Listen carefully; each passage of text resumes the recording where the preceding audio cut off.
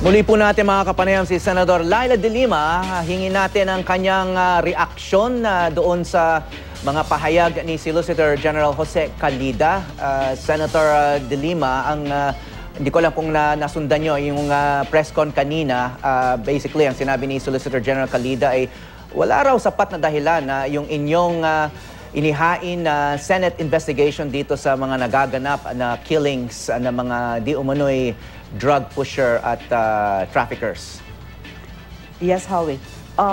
Okay, una-una hindi ko nakita o hindi ko napakinggan yung mga hinayag ni Solicitor General.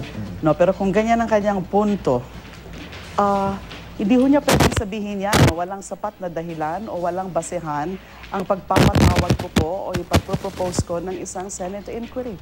Kasi ang kasama po yan sa trabaho ng mga mambabatas na kapag may naiisip na piece of legislation o posible na pwedeng magkaroon ng piece of legislation to address a particular situation, to address a particular issue, ay pwede ho.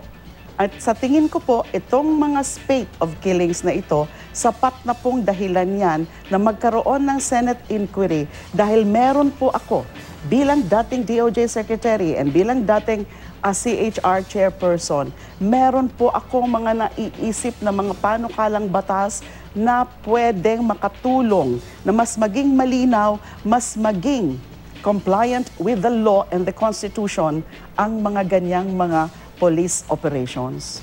And you know, Senate, time and again, the Supreme Court has upheld the authority of the Senate as a body and any of its committees to conduct such inquiry, calling it an essential component and, yes, an essential component of lawmaking. Kasi para nakukuha lahat ng mga impormasyon, tamang mga datos, tamang mga insights and inputs from both sides of certain contentious issues para makapag-isip ng magandang batas. Okay, Senador, nabanggit din kayo ni Solicitor General Jose Calida. Sinabi niya na kaya daw umabot sa ganito yung kampanya ng police dahil parang sinasuggest niya na wala kayong ginawa nung Justice Secretary kayo nung kayo'y nakaupo for 6 years. Absolutely. Walang katotohanan naman ang sinasabi ni Solicitor General with due respect to him. Tingnan niyo naman po, just to cite a very concrete example. Di ho ba tayo mismo ang nag-raid o namuno nung pag-raid ho nung Bilibid last December 15, 2014 nung na-validate ko na po yung mga intel reports na nakakarating po sa akin. I had to convene an interagency meeting, a series of meetings na pinavalidate ko po yung mga intel reports na nakuha ko tungkol sa mga continued drug operations ng ilan-ilan na mga nasa Bilibid.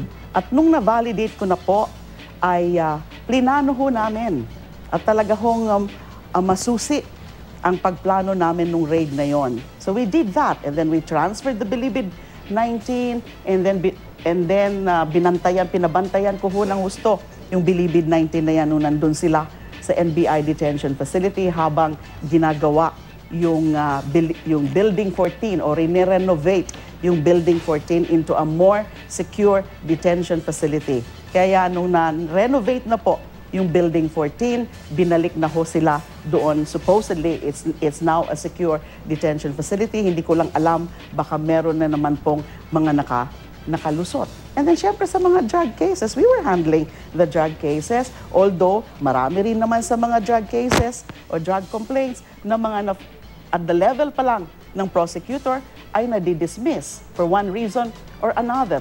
Isa pa nga ho yan na dapat tutukan ho natin. Bakit ganon na maraming nadi-dismiss na drug complaints or drug cases? Kung ang sasabihin ng mga pulis, kasalanan ng prosecutor. Ang sasabihin ng prosecutor, kasalanan ng mga pulis. Nagtuturuan sila. So we have also to look into that. Yung ano pa ba ang kulang sa mga procedures in handling drug cases para makatulong din naman tayo sa kampanya ng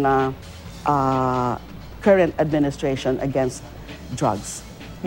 So, Senator, how big do you think the drug problem is, and does it justify extreme measures? It is big enough, so big already, because the reports, I think ganun pa rin ang statistics, 92% of our barangays are now drug influenced or affected by drug problems. 92% of the barangays all over the country. Now, yung kampanya talaga ng Duterte administration against drugs, that's very, very laudable. Na hinahangahan ho natin na ganyan kadeterminado ang current administration.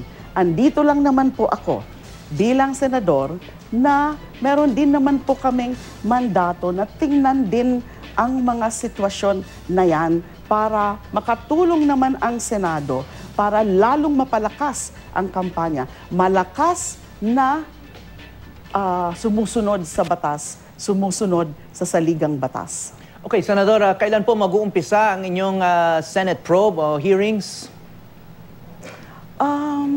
Ihahain ko na po ang resolution, if not today or tomorrow. Hinihintay ko lang yung turn ko kasi may procedure kami na ako na yung magfa-file dun sa second set of bills. I'm looking at either today or tomorrow para maisama dun sa second set of bills na ifa-file ko. And then I would expect na right after Senate formally opens in July 25.